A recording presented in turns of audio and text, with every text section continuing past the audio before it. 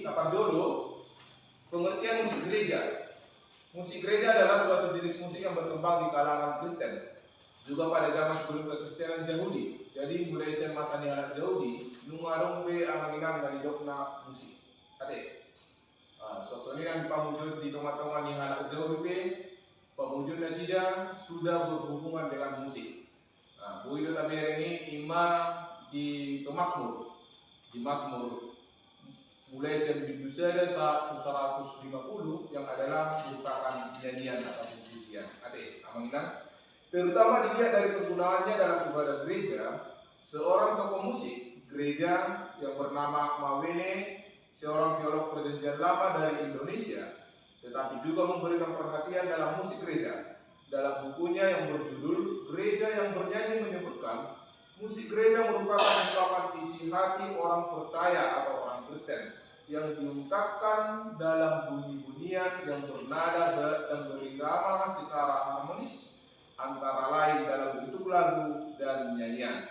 Sama dengan musik secara umum, dua unsur, yaitu yang terdiri dari vokal dan instrumen, harus diperhatikan dan terkhusus dalam bermusik di gereja yang syarat dengan makna teologis dan berkenaan dengan iman umat.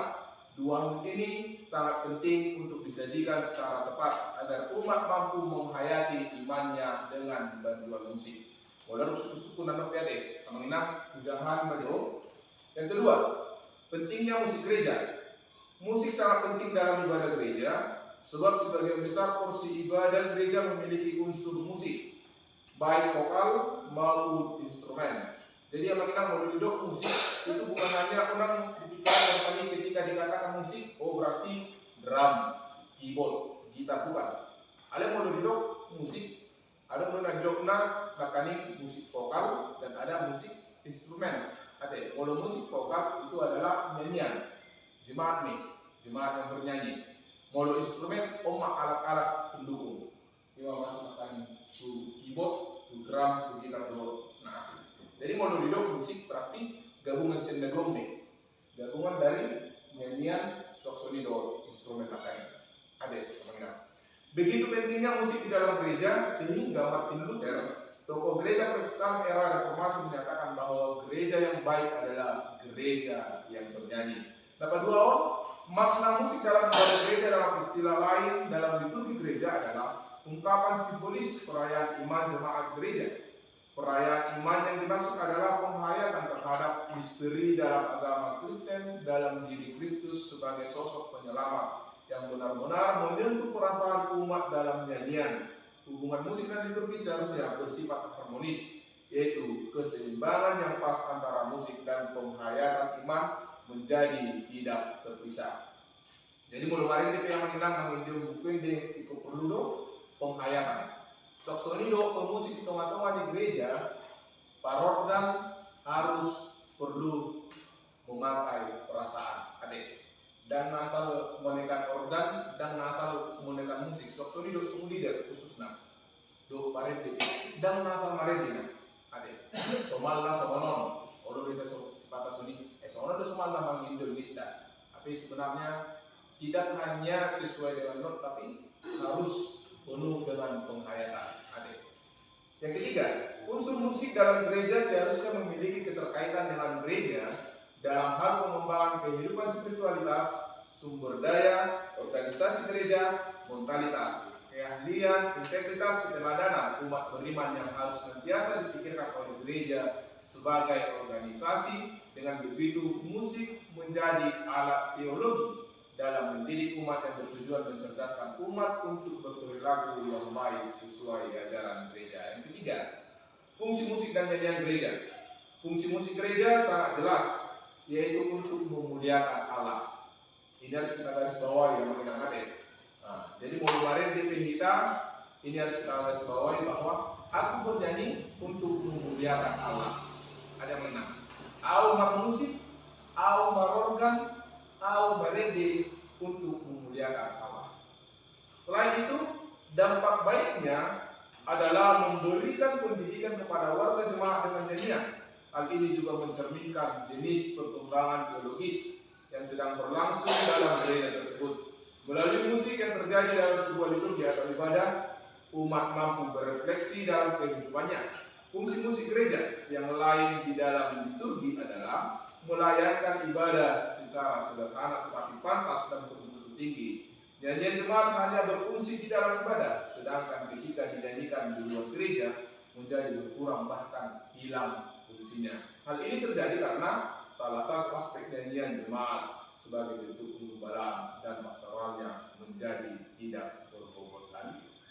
Untuk rupani ini orang di ibadah minggu di Bion, paling di luar tapi orang sepatah kita borak menginjil ini, gitu kan?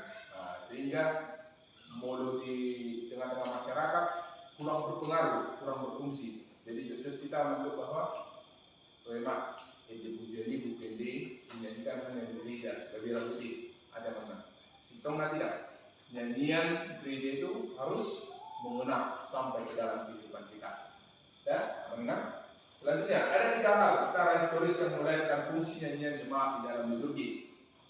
Yang pertama, nyanyian dalam liturgi merangkai unsur-unsur liturgi secara berkaitan sehingga jika rangkaian itu hilang maka fungsinya menjadi hilang.